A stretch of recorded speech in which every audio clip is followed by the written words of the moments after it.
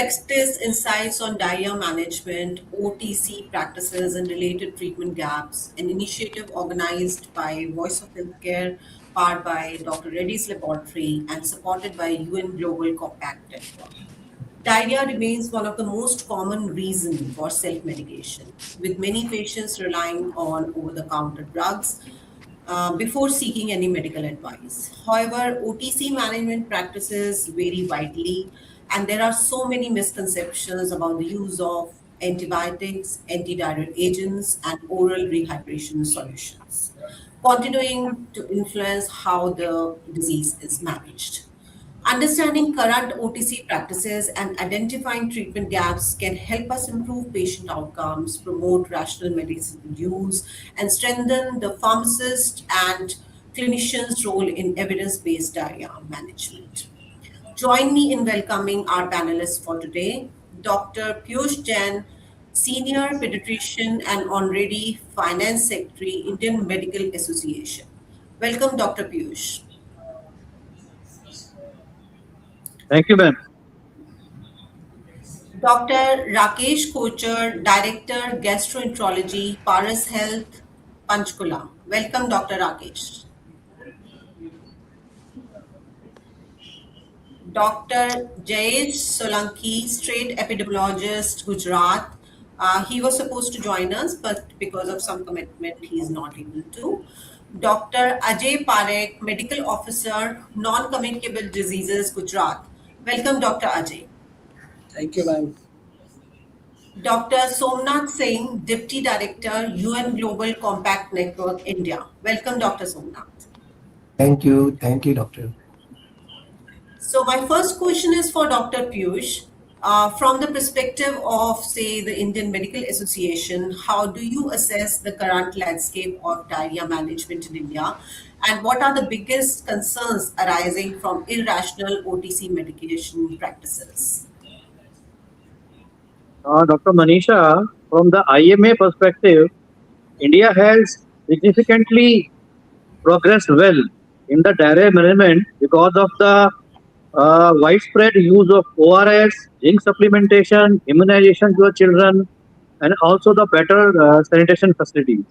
But still, diarrhea remains the one of the most common illnesses in the pediatric age group, especially infants. And as we all know, that diarrhea in children is mostly viral.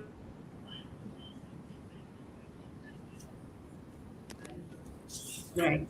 There is some network issue. Dr. Piyush, we can't hear you. Dr. Piyush? I'll get back to you, sir, again once the network allows me. So let's move on to the next question. Next question is for Dr. Rakesh. I think he is also not visible. Okay. So Dr. Ajay, let's understand from you, from disease surveillance point of view, Just a minute. that how does yes, can you hear me? Okay, you're there. Dr. Piyush, you were telling us that, sir, in infants and, we have mostly the viral diarrhea. Can you explain further? Dr. Piyush? So, you are hearing my voice? You getting my voice? Yes, now, yes. So, Dr. Manisha, I was telling, by the perspective of IMA, India has made a good progress in terms of diarrhea treatment because of adequate and good supply of and use of ORS, then zinc, and then very good immunization coverage for children, and also better and improving sanitation facilities in our country. Still, diarrhea remains one of the most frequent illness in the pediatric age group. And the other problem with the diarrhea management is that the OTC sale of the antidiarrheal and antibiotics, all the parents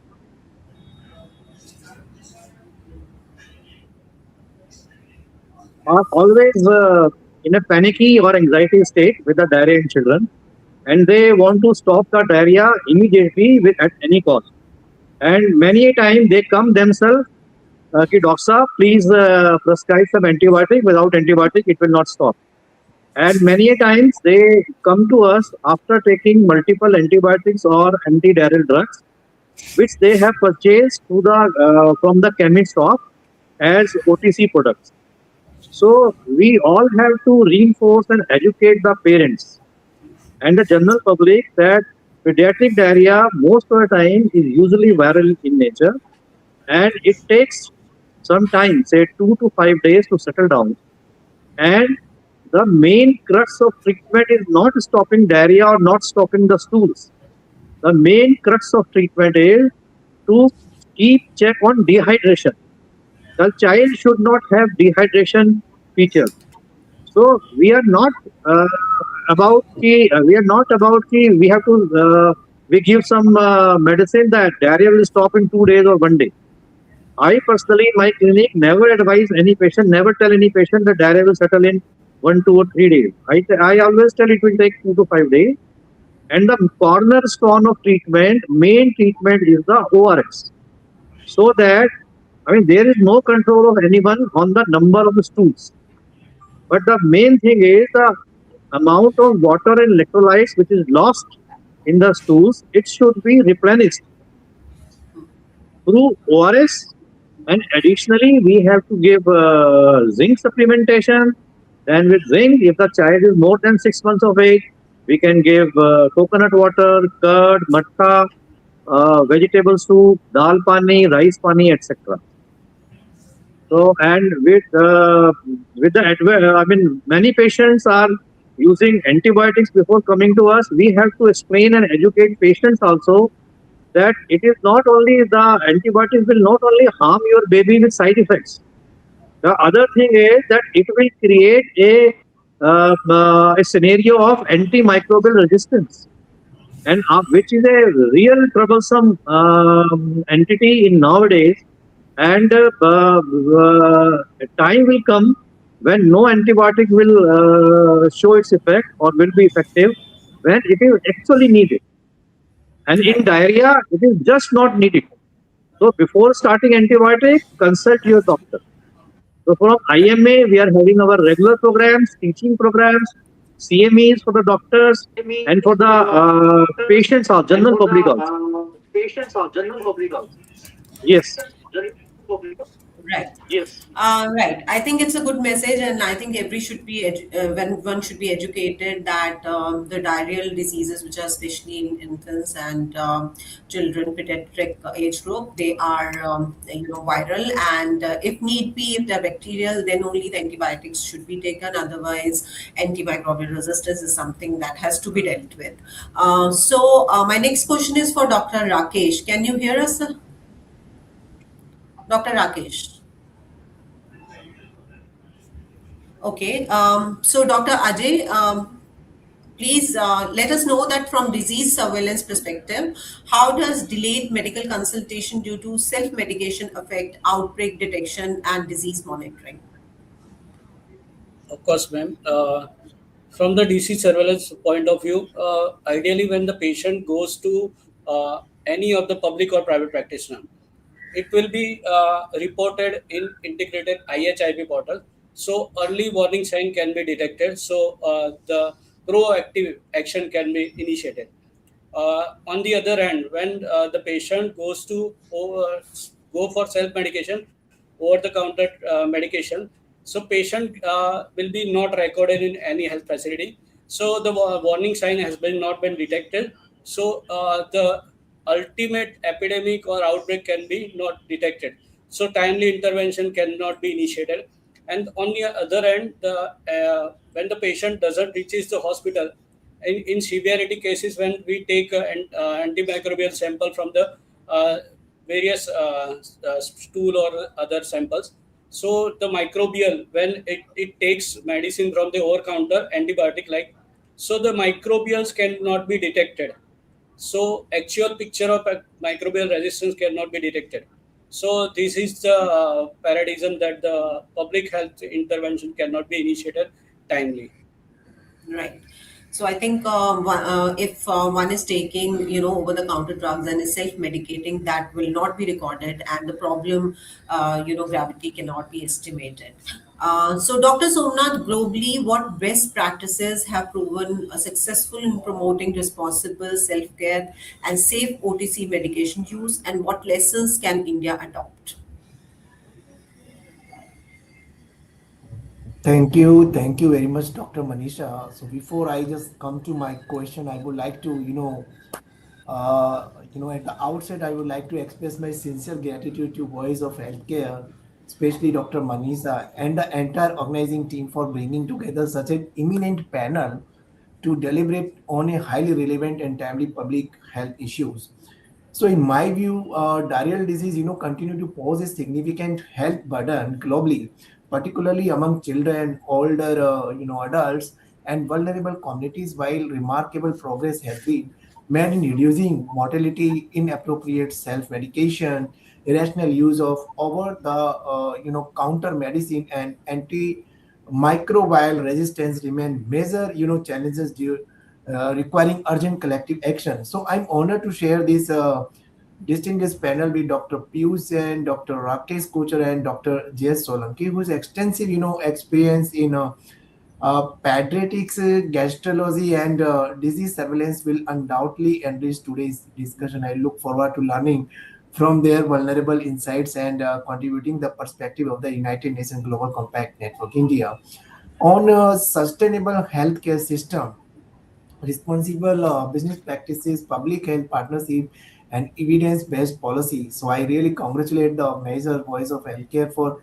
selecting this important topic as promoting responsible self-care and rational medicine use is not merely a clinical priority. It is a public health, economic, and sustainability imperatives. Thank you once again, Voice of Healthcare. I'll just come to my questions under the segment of understanding, current practice and existing gaps that globally, what best practice have proven successfully promoting responsible self-care and safe OTC medication use, and what lesson can India adopt? So thank you very much for these relevant questions. In my view, globally, countries that have made significant progress in diarrhea management have adopted an integrated approach, combining public education, evidence based clinic practices, strong regulation, and community engagements. So, what I have learned from my experience, there are five best practices stands out. First is extensive public awareness campaign have educated people that most episodes of acute diarrhea can be managed with oral rehydration solution. We call it ORS. Educate fluids, contributed nutrition, and zinc supplementation for children where recommended. Antibiotics are reserved only for specific clinical indications. And the second, the practices is community pharmacists are recognized as trusted healthcare providers. They are trained to counsel patients, identify, warning signs, discourage unnecessary antibiotic use, and refer high-risk patient promptly. And the third, practice is digital health platform and telemedicine are increasingly being used to provide evidence-based advice and reduce misinformation. Fifth and the final practice is multi-sector partnership involving government, health institution, academia, civil society organization, and responsible pharmaceutical companies have ensured consistent public health messaging. So for India, the key lesson is that responsible self-care should empower people to make informed decisions, not encourage indiscriminate self-medication. So strengthening health literacy, improving pharmacist engagement, enforcing responsible OTC dispensing, and expanding public awareness campaign can substantially improve patient outcomes while reducing antimicrobial resistance. Thank you, Dr. Manis. Right. Dr. Rakesh, can you hear us now? Yes, I can hear you. Can you hear me? Yes. Yes, that's fine. So maybe But my there are video is some saying. side noises. There are some side noises. I would Yeah, request yeah. everyone to please, switch off their audio when other speaker is just speaking on. Backend team, there is some echo. Please look into it. Okay. Dr. Rakesh, can you hear us? Yeah,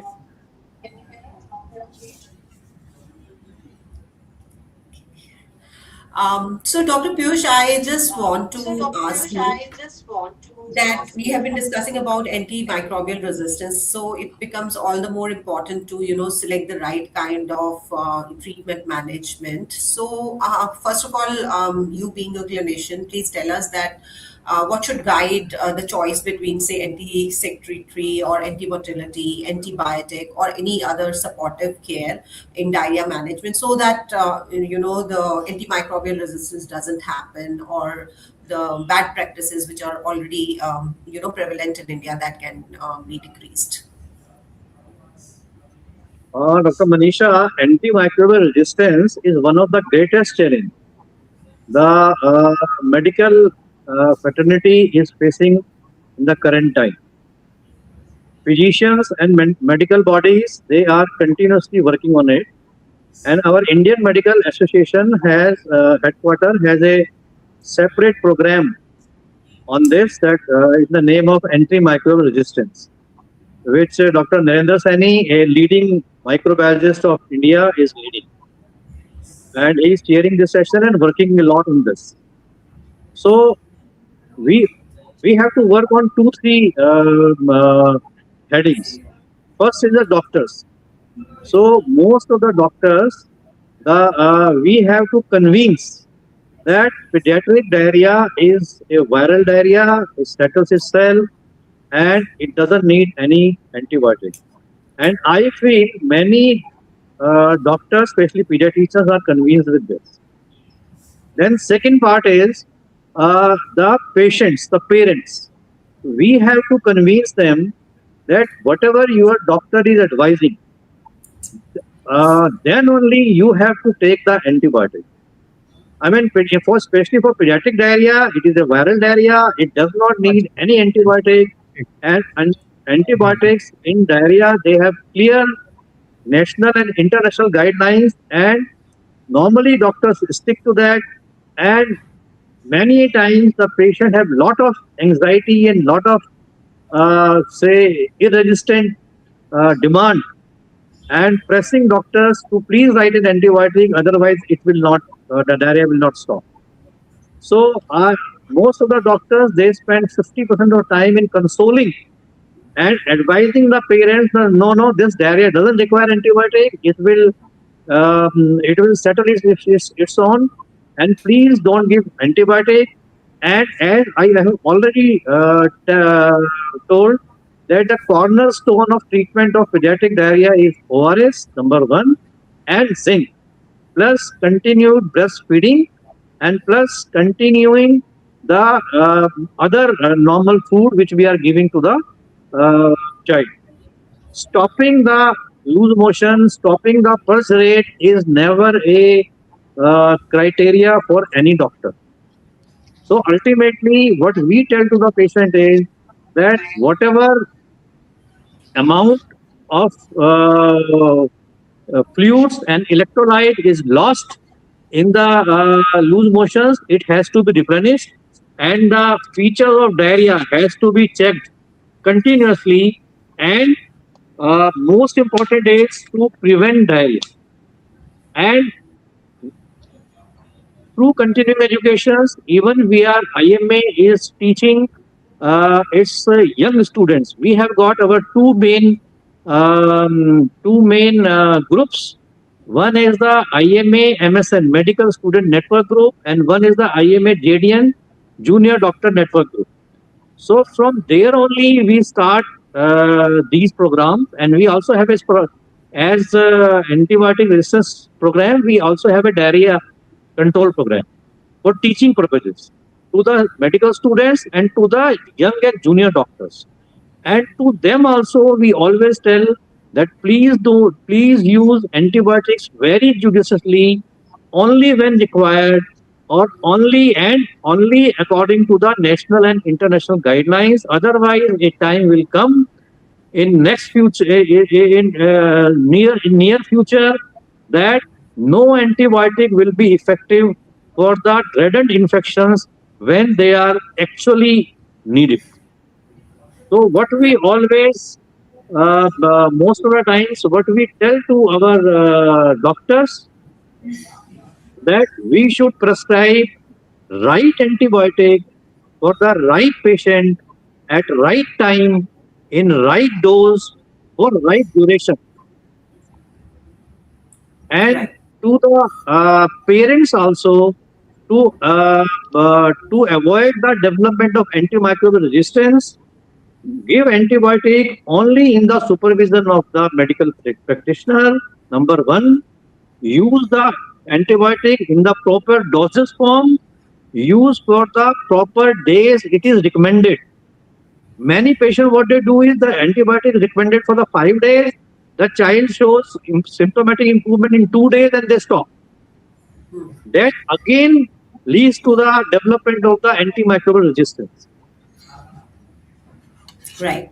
So I think this is again a good message. Those who are listening to us, that if a drug, especially the antibiotic, is prescribed by the physician, they know the underlying cause, then it should be taken for the number of days it has been prescribed. Never stop it before, because the symptoms, they tend to subside earlier. And if you have to kill the bacteria and not develop antimicrobial resistance, then it has to be taken in right dose and for the right period of time.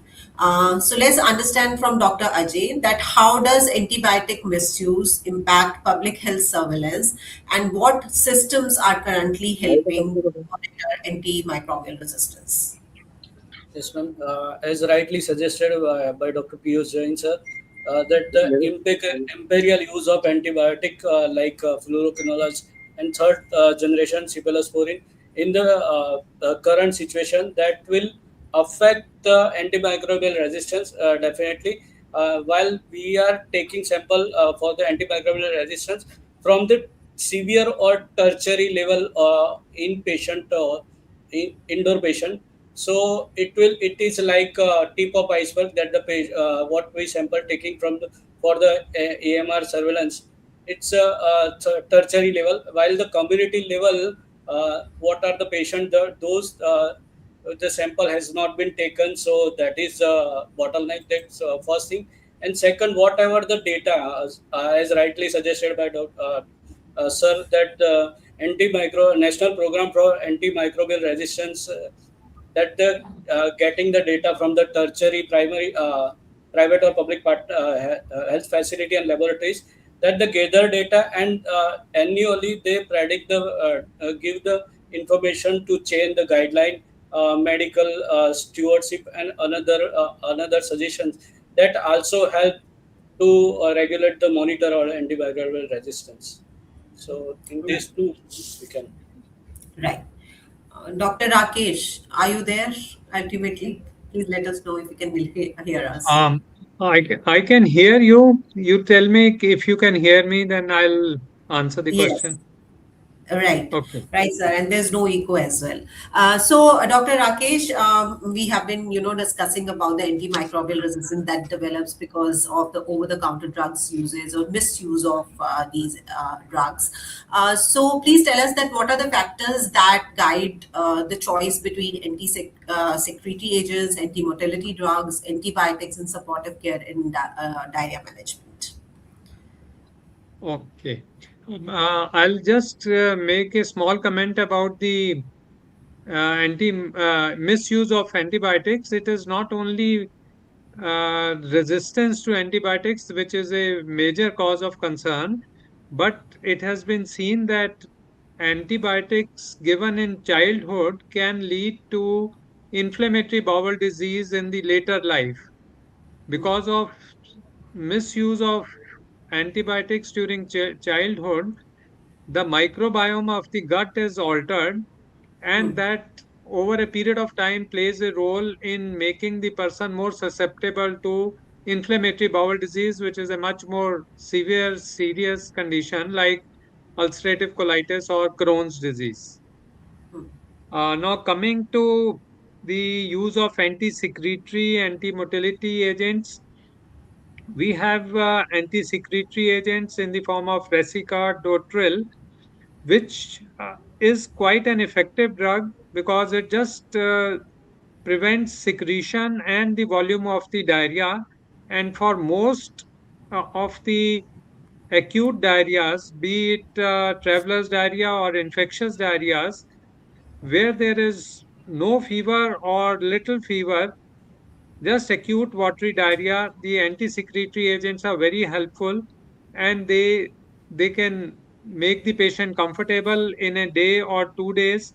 And by that time, the infection is over, the load of toxin is over, and the even the traveler's diarrhea, the pathogenesis is already truncated.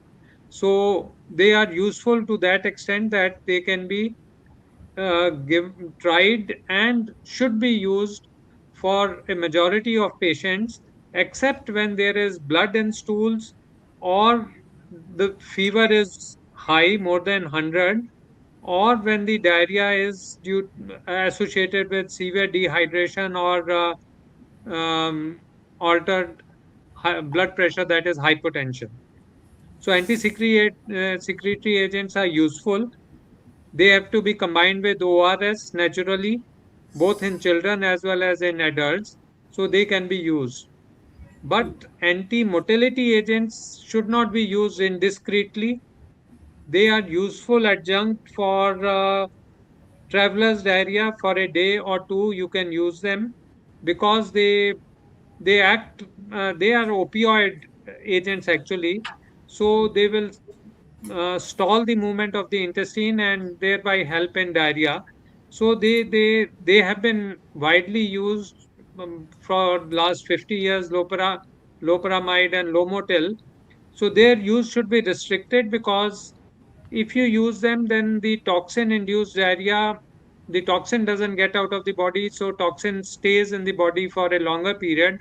So they should be used discreetly, and limited use should be there. The last of all is the antibiotics. When do you use antibiotics? Antibiotics should be used when you have a definitive proof of a an infection like Salmonella, Shigella, or say cholera. Obviously, you have to treat uh, Clostridium difficile. So these are specific infections for which you should be using antibiotics, and there is very little role for empirical antibiotics in the setting of acute diarrhea. Uh, More so in children, but also in adults. One should not be using antibiotics empirically.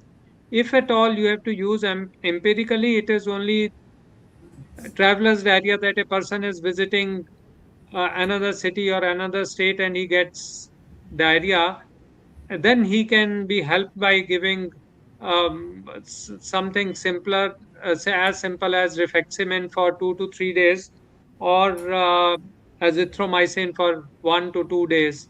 So those are very limited situations where one should use empirical antibiotics. And sir, what is the role of supportive care? If we do Supportive not. care, yes, yes. Supportive care remains the mainstay of treatment of acute diarrhea. So you must maintain hydration, must maintain electrolyte balance. So for that, ORS solution is the best, should be continued. And we say that simple nimbu pani or coconut water, both are useful for adult patients. And unless there is hypotension, drop in blood pressure, postural hypotension, dehydration, till that time the patient can be managed at home and does not require any parenteral fluids. Only oral fluids can be given. The problem will arise when there is associated vomiting, when there is gastroenteritis, the gastritis part. So that is only one condition where you have incessant vomiting that you require something to ensure that the patient is able to swallow and consume enough liquids. For that, we can give antiemetics. Age-old antiemetic is Stemetil, which works very well, but more recent ones, the ondansetron, can be used. So any of the antiemetics can be used, and they work in more or less, I would say, 99% of patients. Something like Stemetil will work, and the patient is able to take orally. So oral fluids with electrolytes is the mainstay of supportive treatment. Right. So I think now we know that when to use which drug, and Sir has told us that supportive care is required, and we have to take care that the hydration symptoms, they don't develop, and especially if somebody is able to take orally and is well hydrated with the help of, say, simple nimbu pani or coconut water, then this can easily be done. So my next question is for Dr. Somnath. How can government, healthcare institution, industry, and international organizations collaborate to promote evidence-based diarrhea management?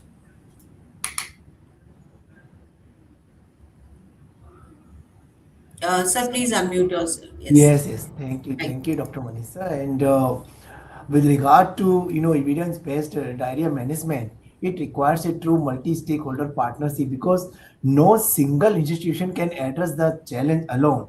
So just take an example of government. So government should strengthen national treatment guidelines, ensure availability of ORS and essential medicine, regulate inappropriate antibiotic sales, and invest in disease surveillance and anti-microbial resistance monitoring. Similarly, healthcare institutions should promote continuous medical education, implement antibiotic stewardship programs, and ensure that physicians follow standardized clinical protocols. The next, the stakeholder is pharmaceutical. So the pharmaceutical industry has an important responsibility to support ethical marketing practices, invest in public education, improve access to quality assured medicines, and collaborate in responsible awareness initiative rather than encouraging irrational medicine use. And about international organizations such as WHO, UNICEF, and United Nations Global Compact, they can facilitate knowledge exchange, promote global best practices, support capacity building, and foster public-private partnership aligned with the Sustainable Development Goals. And professional medical, association, academia, and civil society organization should continue strengthening evidence-based practices through research, training, and community outreach. So ultimately, I can say the collaboration should focus on four priorities. One is, prevention through water, sanitation, hygiene, and nutrition. The next is rational medicine use and anti-microbial stewardship, early diagnosis and timely referral, community awareness supported by digital health and evidence-based communication. So this integrated approach can significantly improve health outcomes while strengthening resilient healthcare system in India as well as globally. Right. I think education is very important here because, as I think Dr. Piyush earlier said, that when the parents, they come to them, they are in a panic situation and they just want that the symptoms should subside, at any cost. So, Dr. Piyush, to you, what practical advice would you give to general practitioners who frequently see patients already taking multiple OTC medications before consultation? Sir, please unmute yourself. Hello. Yes. So, Dr. Manisha, general practitioners are usually at many times the first point of contact to these type of patients, these diarrhea patients. And many a time the patient usually come to the doctor after trying multiple drugs which he has purchased in consultation with the chemist or in consultation with his neighbors or relatives or friends. So I feel the first responsibility of the general practitioner is just check the whole prescription or just make a list of the drugs the child is taking. Just don't start writing your own prescription, but first evaluate what type of medicines or what type of drugs the child is taking, number one.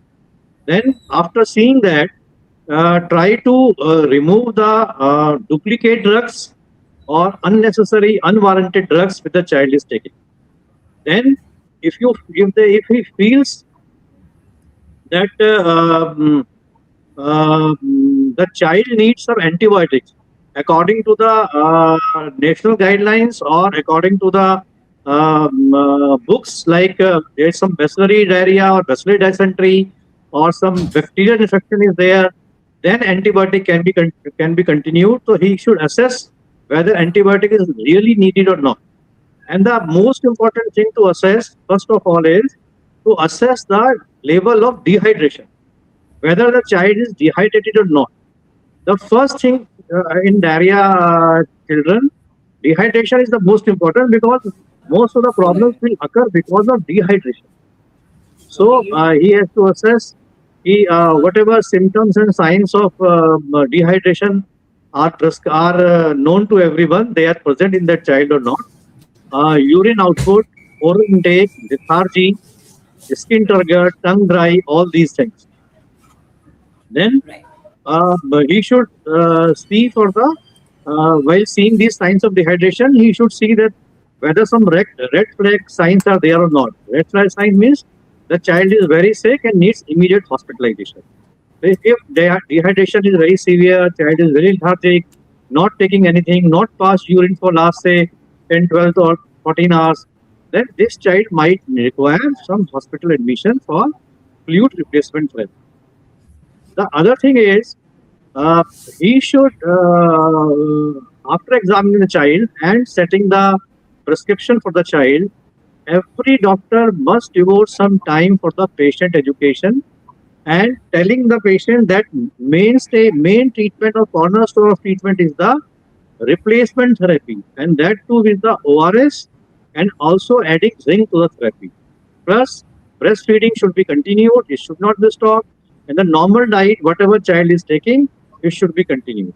Mostly homemade diet, homemade food. Right. Okay. And my next question is for Dr. Rakesh.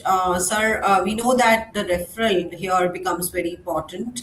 So, what do you think that, while managing such patients, primary care physician should know what are the red flags and how, swiftly he should act to have the right referral at right time? Yes, I think it is important for a primary physician to recognize that this is the limit to which a patient can be managed in a peripheral setup, and when he should be referring the patient. So one of them is, say, obviously dehydrated. If the patient remains dehydrated, if there is associated hyponatremia or uh, decrease in urine output, so these are simple things which obviously concern the patient as well as the doctor. But regarding the illness proper, if there is persistent fever beyond 48 hours, if there is high fever, if there is severe abdominal pain, or if there is blood in stools. So these are the conditions which denote that it is not a simple acute diarrhea, but it may be a particular infection, a dysentery, or colitis, and the patient should be referred to a higher center where proper investigations can be done and optimum treatment can be instituted. So, foremost fever, high fever, persistent pain associated blood in the stools. These are the three conditions related to the disease which would warrant referral apart from dehydration, hyponatremia, or uremia. Right. So I think everyone should be aware of this. Those who are, coming as a first point of contact to the patients, and whenever required, they should take a swift action and refer it to the higher center. So, Dr. Ajay, let's understand that what role can pharmacist and frontline healthcare worker play in ensuring responsible over-the-counter dispensing and patient education as well. Yes, ma'am. Actually, the pharmacist has a main role. It is like a gatekeeper that first they reinforce that the over-the-counter prescription of the antibiotic without any prescription. So they should be monitorized and regularized, and the use of ORS and zinc, if it is there indicable that they can also prescribe uh, ORS and zinc. So again, the frontline worker, if I say we have program intensified diarrhea control fortnight. So during this fortnight, frontline worker goes house to house, and they dispense ORS packet and zinc tablet to those who have 0 to 5 year children at their home. So they are giving them as a prophylactic before monsoon. So this type of program that is through the government, the frontline worker is again. On the other hand, they screen for if any of the child have the diarrhea, they refer in timely manner. And third one, they set an ORS corner at the subcenter and PHC level, where whenever the patient came, they teach them how to prepare the ORS solution. So that type of initiative and activity at the health facility that encourage the patient and provider to get the benefit and how they can treat timely and timely intervention. So these are the main roles. Right. I think it becomes all the more important, especially in monsoon seasons, where the chances of getting diarrhea, it increases. We can always have such ORS distribution at the peripheral level, and give it to household as well. So what I believe is that behavioral change is something which is very difficult, and policy can be changed because implementation and then getting the behavior change is again something which requires attention. So Dr. Somnath, what strategies can improve public awareness regarding responsible diarrhea management? Uh, Thank you, Dr. Manisha, because you rightly said behavior change is often more difficult than policy change. And we have to develop a strategy that can improve public awareness regarding responsible diarrhea management, because here all the panelists are not talking about diarrhea management, they are talking about responsible diarrhea management, where not only the different stakeholders including government, private sector, but the family members, peer group are also responsible to help in diarrhea management. So I think that behavioral change is indeed one of the greatest public health challenges, because it involves changing long established beliefs and practices of the community of the people. So the first priority is improving health literacy, and for that people should understand that ORS and adequate hydration save lives, while antibiotics are not required for most cases of acute diarrhea. The second priority is the, as Dr. Rakesh is already said, that frontline healthcare workers, including ASHA, ANOM, pharmacists, and primary care physician, they must be empowered as trusted educator within the communities. And the third priority should be like digital media and social media should be used proactively to counter misinformation through simple evidence-based public health messages in local language. And the first priority should be school, workplaces, and community organizations should integrate education on hygiene, sanitation, safe drinking water, hand washing, and responsible medicine use into routine awareness program. And finally, I think behavior change communication should move beyond one-time campaign and become continuous, community-driven, and culturally appropriate. So when people understand not only what they should do, but also why they should do it, behavior change becomes sustainable. So I think all the stakeholders can contribute to managing diarrhea responsibly. Right. And Thank you. Dr. Yeah. So, and Dr. Ajay, we have been talking about the surveillance importance. Do you think that digital surveillance and data-driven public health systems will improve early intervention and better management of diarrheal diseases? Yes, definitely, madam. One of the thing that in IDSP, Integrated Disease Surveillance Program, we have taken data from the in IHIP portal, like the frontline worker, multipurpose health worker, and female health worker to syndromic surveillance. So through this syndromic surveillance, they capture the data in early digitally capture the data of the diarrhea. So these can help us to clustering the data where the epidemiological shift is where what is the main problem, and on the other hand the field worker taking data environmentally, like water sampling, water quality samples, that the chlorination is going to happening or not, so is there any leakage in the village. So both the data correlate internally, that will give better idea for the prevention. So from this data capture as from this diarrhea is there in this area, and on the other hand we get the environmental, that is there any leakage or the water quality sample is deteriorating. So this can readily give better idea about the epidemic any event that can help us to proactively for the epidemics of water diarrhea, etc. So that Right. definitely helps. Right. I think digital surveillance is very important, especially for understanding where outbreaks are and why it is happening, and what precautions can be taken. I also have few rapid fire questions just to see that what comes to your mind first. So let's understand from Dr. Piyush first. That's what one myth about diarrhea management that needs to be busted immediately. Sir, please unmute yourself. The biggest myth is that every episode of diarrhea needs some antibiotic. And if the number of episodes of loose motion are increasing, we need a stronger antibiotic. That myth among the general population has to be busted immediately through proper awareness to the general public.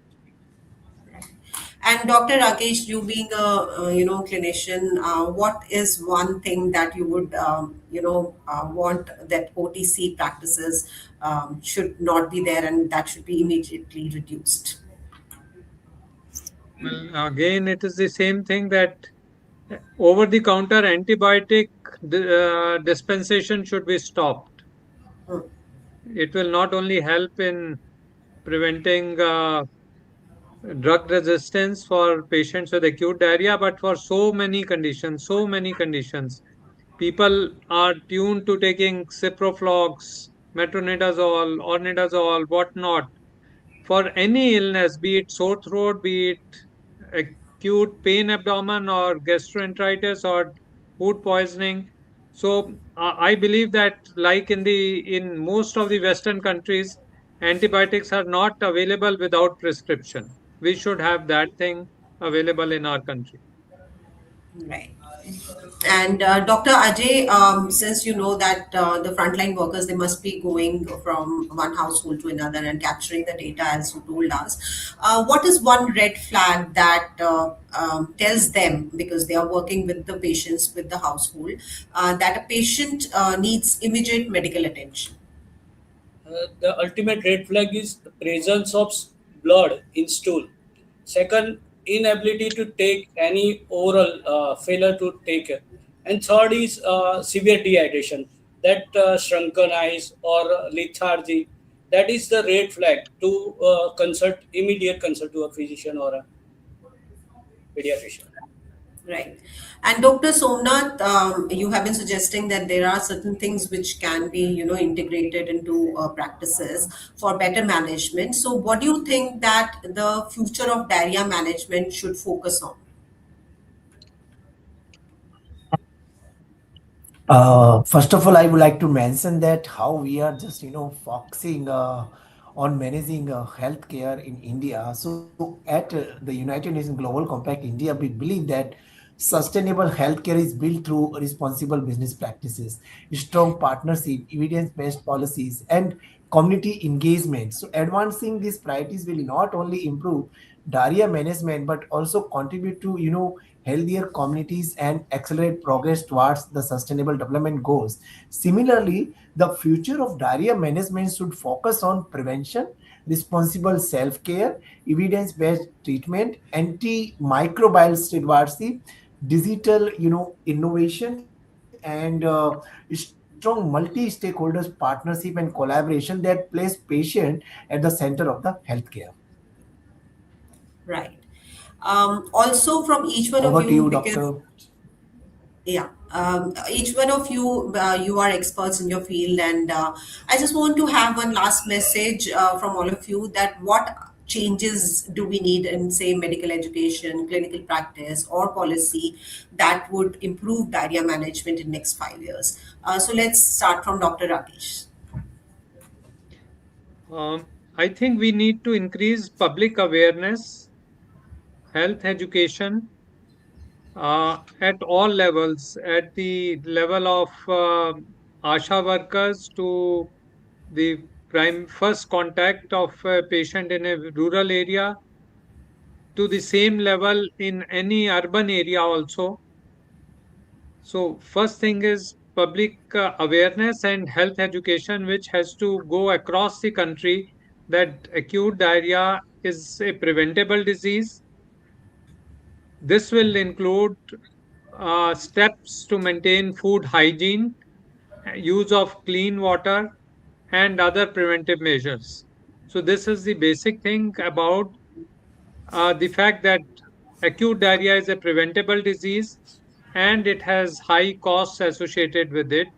The second is health awareness about the on site management, the first interaction with the patient with a health worker, what is to be done, that is resuscitation and oral ORS, starting with that. These 2 points. Right. And Dr. Piyush, what are your recommendations? Sir, please unmute yourself. If we want to successfully improve the diarrhea management in India in next 5 years, we have to work on multiple levels like medical education for the doctors, clinical practice improvements, and the public health policies. In the medical education sector, we need to strengthen the training of the young doctors and make them understand the if they use antibiotics when it is not indicated or less indicated, it can ultimately lead to the microbial dysbiosis, as Dr. Ajay was saying in the beginning, and also the also the antimicrobial resistance. So, through rational antibiotic prescription, antibiotic stewardship, and involving them in continuous medical education programs. So we have to reinforce again and again so that when they come out to the clinical practice for the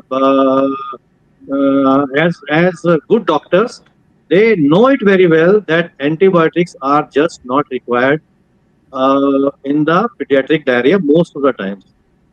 Number one. Right. And they should know the clear-cut indications of using the antibiotics in the pediatric diarrhea. Then Right. number two, coming to the clinical practice, I have already discussed that every doctor must know the clear-cut indication, and he or she should be taught clearly that these are the specific indications, like blood in the stools or like high-grade fever, and might be involuntary movements like these things. But most of the time, the cornerstone of treatment is the ORS therapy and zinc therapy and continuing on the normal diet pattern. From the policymakers side, we, as previous doctor also saying that we must make a clear-cut rule as in the US, also in India, that OTC sale of the antibiotics should be prohibited and should not be allowed. And clear, strict instructions and guidelines should be there for all the chemists that they should not give antibiotic to the patients without prescription of the doctor. Number one. Number two, adequate supply of the ORS from the government sector. And number three, the patient education programs. That is also important, that patients should also understand that in the pediatric diarrhea, antibiotics or other anti-diarrheal drugs, they have limited role. So the best thing is to start ORS whenever your child is having loose motions. Even before going to a doctor's place, you should start the replenishing therapy and start ORS or similar things like curd, matcha, dal pani, chawal pani, and coconut water, etc. So parents education is also important, and government should look into it that they start these type of programs. Right. And from Dr. Ajay, that what is one thing you require that clinicians should not follow or should not practice, and that can improve, diarrhea management over the next 5 years? So, whatever the speaker has been already told and mentioned the detail that the overuse of antibiotics, most of the diarrhea is a virus. So, stop using antibiotic uh, whenever it is required, only prescribed.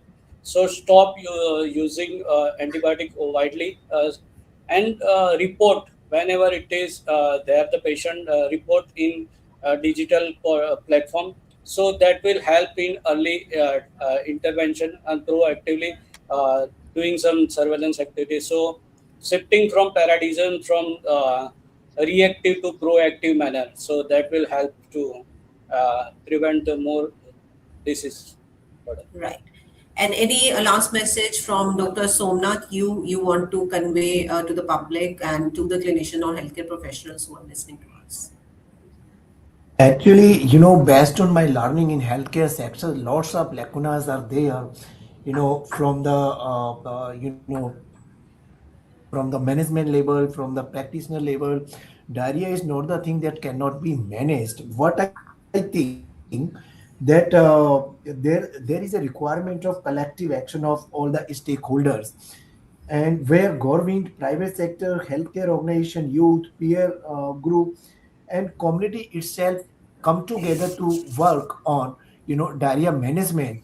As we already mentioned here that and emphasize that diarrheal diseases are largely preventable, and very every preventable illness is an opportunity to strengthen our healthcare system.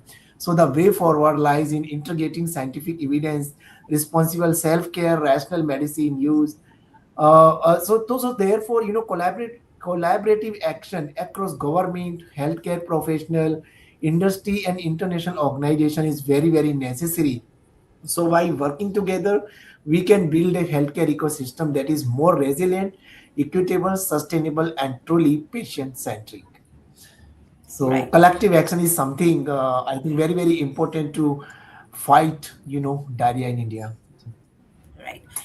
So diarrheal diseases, they are preventable, and overuse of antibiotics that should not be practiced because that can lead to antimicrobial resistance. Please don't panic if you have these acute conditions. Just follow simple hygiene methods and wash your hands and wash the whatever you are eating. Have the cooked food. That's what I believe, especially in monsoons. And please visit the doctor whenever it is required and whenever you have the red flags and you have the dehydration symptoms. With that note, I thank you all for joining us today and giving some important awareness messages. Thank you. Thank you. Thank you, Dr. Manisha. Thank you. So thank Thank you you. very much, Thank everyone. you. Thank you, Dr. Namaskar. Manisha. Thank you, everyone.